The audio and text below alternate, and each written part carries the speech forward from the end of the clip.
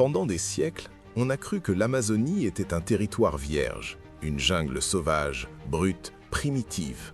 Un endroit où la nature régnait en maître absolu et où la civilisation avait à peine laissé une empreinte.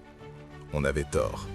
Sous l'épais couvert du plus grand forêt tropicale du monde, caché aux satellites, invisible pour tout explorateur à pied, se trouve quelque chose d'extraordinaire. Un réseau dense de villes interconnectées enterrées sous la forêt dans la vallée d'Upano en Équateur, révélée par une technologie de cartographie laser vieux d'au moins 2500 ans, plus d'un millénaire plus ancien que toute autre société amazonienne complexe connue jusqu'ici. Et si les plus grands bâtisseurs de villes du monde antique n'élevaient pas des colonnes à Rome, mais concevaient des cités-jardins au cœur de la forêt amazonienne? Ce n'est pas une théorie marginale, ce n'est pas de la spéculation. C'est ce que les preuves nous disent maintenant, dans des recherches soumises à révision par les pairs, publiées dans certaines des revues scientifiques les plus prestigieuses au monde. Et aujourd'hui, on va suivre ces preuves à travers le sol, à travers les terrassements et à travers des siècles de préjugés, jusqu'à la vérité qui s'est cachée sous ce couvert depuis le début. La jungle vierge n'a jamais été vierge. C'était un jardin. Et quelqu'un l'avait construit. Commençons par l'histoire que la plupart d'entre nous ont apprise en grandissant. Quand les explorateurs européens ont pénétré pour la première fois dans l'Amazonie au XVIe siècle, ils sont revenus avec des récits extraordinaires, d'immenses agglomérations, des routes larges, des populations qui s'étendaient au-delà de l'horizon. Mais ces récits ont été largement ignorés, discrédités, classés comme les exagérations d'hommes qui avaient passé trop longtemps sous la chaleur tropicale. Parce que quand les expéditions suivantes sont revenues, elles n'ont trouvé presque rien. Pas de ruines, pas de monuments, juste des arbres, juste de la jungle. Et ainsi, le consensus scientifique s'est établi dans quelque chose de confortable. L'Amazonie, fut-il décidé, était trop hostile, trop pauvre en nutriments, trop isolée pour avoir jamais supporté une société grande et complexe. Les populations indigènes devaient avoir vécu en petits groupes dispersés, des chasseurs-cueilleurs ne laissant aucune marque permanente sur la terre. Cette idée est devenue doctrine. Elle a façonné les manuels scolaires, les décisions politiques et la compréhension mondiale de l'endroit où la civilisation a pris racine et où elle ne l'a pas fait. Mais quelques chercheurs n'étaient pas si sûrs, parce que le sol racontait une histoire complètement différente. Voilà quelque chose de remarquable sur le bassin amazonien. Dans la plupart de ces régions, le sol est presque inutilisable pour l'agriculture. Les pluies tropicales emportent les nutriments, la terre est mince, acide et épuisée. Selon la logique conventionnelle, on ne peut tout simplement pas bâtir une grande civilisation sur un tel sol.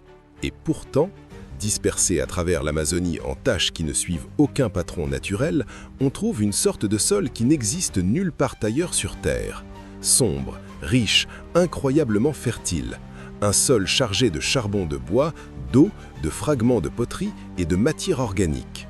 La datation au carbone 14 du charbon dans ces taches de terre d'Oire suggère qu'elles ont été pour la plupart créées entre il y a 2500 et 500 ans, bien qu'une tache sur le fleuve Jamari ait été datée entre 4800 et 2600 ans.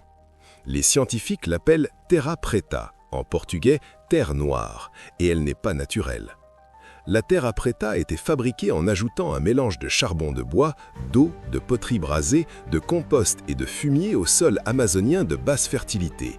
Produit de la gestion indigène des sols et de l'agriculture à brûlis-carbonisation, le charbon est stable et reste dans le sol pendant des milliers d'années, fixant et retenant les minéraux et les nutriments. Réfléchis à ce que ça veut dire. Ces déposits de terre d'Oire contiennent jusqu'à 7 fois et demi plus de carbone que les sols environnants. Ce n'est pas la trace de chasseurs-cueilleurs vivant légèrement sur la terre, c'est du génie agricole à grande échelle. Quelqu'un, beaucoup de quelqu'un, sur une très longue période, transformait délibérément la terre elle-même pour nourrir des grandes populations permanentes. Et partout où les chercheurs trouvent des quantités significatives de terre d'Oire, ils tentent à trouver quelque chose d'autre à proximité, les terrassements. Pendant des décennies, les terrassements étaient là. Des fossés géométriques, des chaussées surélevées, des enceintes circulaires, des routes interconnectées taillées dans le landscape avec une précision estupéfiante. Les habitants locaux en connaissaient certains, des chercheurs occasionnels en découvraient d'autres par hasard. Mais la forêt cachait presque tout. Sans la technologie pour voir à travers le couvert, la véritable escale de ce qui se trouvait en dessous restait frustramment hors portée. Puis vint le lidar. Le lidar, détection et télémétrie par ondes lumineuses, tire des pulsions laser depuis les aéronefs à travers le couvert forestier. Ces pulsions rebondissent sur le sol et bâtissent une map trois-dimensionnelle détaillée du landscape en dessous, supprimant numériquement les arbres pour révéler ce que la forêt cachait. Comme l'a décrit un archéologue, on a essentiellement balayé tous les arbres et on regarde la forme brute de la terre elle-même. Alors les patrons créés par des mains humaines plutôt que par la nature deviennent impossibles à ne pas manquer. Quand les chercheurs ont pointé cette technologie sur la vallée d'Upano dans l'Amazonie équatorienne, ce qu'ils ont trouvé a tout changé. Les images LIDAR révélèrent plus de 6000 plateformes rectangulaires en terre, des structures de place et des mondules connectés par un vaste quadrillage de voies rectilignes et de patillères. L'étude a également mis à jour des terrasses sur les flancs des îles, des champs agricoles rectangulaires et des preuves de systèmes sophistiqués de gestion de l'eau, notamment des canaux et des chaussées. 5 grands établissements et 10 plus petits ont été identifiés sur 300 km², chacun densément peuplé de structures résidentielles et cérémonielles. De larges routes droites reliaient les villes les unes aux autres et des rues roulaient entre les maisons et les quartiers dans chaque agglomération. Le co-auteur Fernando Mejía Nalía, archéologue à l'Université catholique pontificale de l'Équateur, l'a dit clairement « On parle d'urbanisme ». L'archéologue principal, Stephen Rostin, du Centre national de la recherche scientifique de France, travaillait dans la vallée d'Upano pendant près de 28 ans avant que le lidar révèle le tableau d'ensemble. Ce qu'il ne savait pas, jusqu'à ce que ces maps arrivent, c'était la taille monumentale et l'organisation générale de ce qui avait été construit.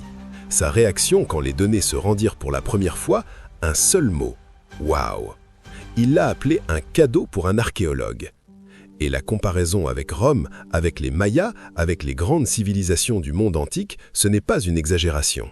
L'étendue de la modification du landscape dans la vallée d'Upano rivalise avec d'autres civilisations anciennes comme les Mayas classiques. Et surtout, ces établissements sont plus d'un millénaire plus anciens que d'autres sociétés amazoniennes complexes découvertes jusqu'ici. C'est là que la chronologie devient vraiment bouleversante. Les établissements remontent à 2500 ans, ce qui en fait le réseau urbain le plus ancien et le plus large de structures construites et creusées découvertes dans l'Amazonie. Cela place la fondation de cette civilisation aux alentours de 500 avant Jésus-Christ, juste au moment où la République romaine consolidait son pouvoir en Italie. Des siècles avant le Colisée, des siècles avant Jules César. Pendant que Rome était encore en train de trouver ses marques, les habitants de la vallée d'Upano traçaient déjà des villes en quadrillage, géraient des systèmes d'eau et cultivaient des paysages forestiers aménagés qui nourrissaient des dizaines de milliers de personnes. Alors, qui étaient ces gens? Et comment ont-ils réussi tout ça? On n'a pas leur nom, on n'a pas leur langue écrite. Ce qu'on a, c'est ce qu'ils ont laissé derrière eux, dans le sol, dans les terrassements, dans la structure de la forêt elle-même. Et ça en dit long. Ce n'étaient pas des sociétés qui se débattaient pour survivre dans un environnement hostile, c'étaient des ingénieurs agronomes sophistiqués qui comprenaient leur écosystème à un niveau qui devrait vraiment nous rendre humbles. Dans les zones tampons ouvertes entre les complexes urbains, les chercheurs ont trouvé des éléments de mise en culture des terres, des champs de drainage, des terrasses et des sentiers reliant tout le réseau. Rostin les a appelés des cités-jardins, pas parce qu'elles étaient petites ou pittoresques, mais parce que la ville et le paysage cultivé formaient un système unique, fluide et intentionnel.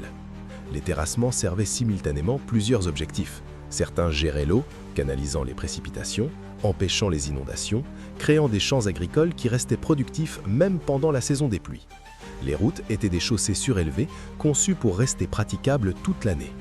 Le réseau routier lui-même comprend de larges tronçons droits se rencontrant à angle droit, ce qui suggère une planification avancée qui ne se produit pas par accident. Ces gens devaient déplacer des personnes, des marchandises et des idées à travers un vaste réseau, tout comme toute grande civilisation a besoin d'infrastructures fonctionnelles pour survivre.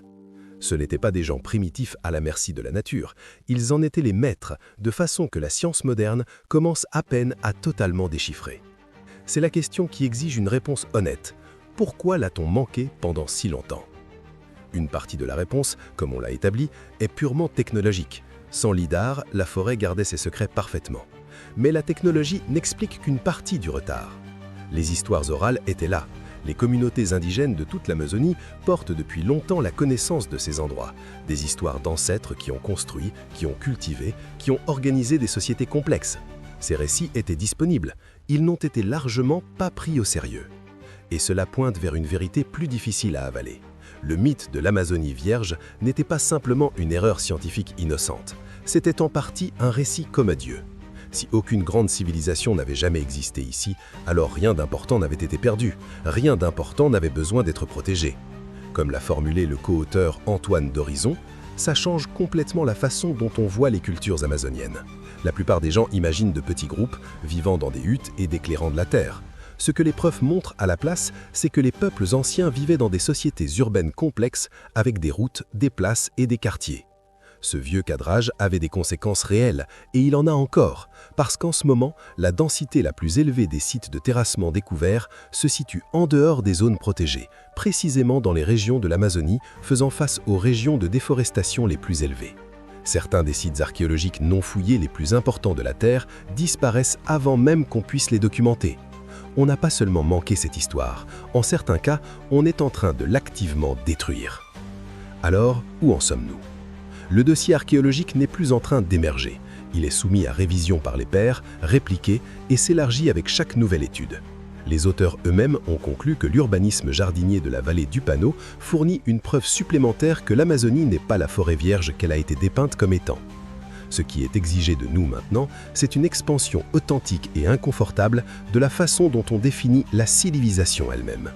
Trop longtemps, cette définition a été construite autour de modèles spécifiques, la pyramide, le monument de pierre, les archives écrites, la ruine à laquelle on peut se photographier. Les sociétés qui ne correspondaient pas à ce modèle étaient classées comme primitives, pré-civilisationnelles, sans importance dans l'histoire principale. L'Amazonie refuse entièrement cette catégorisation. Une société qui façonne son propre sol depuis le fond, qui construit des villes forestières conçues pour s'intégrer dans la nature plutôt que lui être imposées, qui construit des centaines de kilomètres carrés d'infrastructures urbaines dans l'un des environnements les plus exigeants de la Terre, qui maintient de grandes populations pendant des siècles sans consommer son écosystème.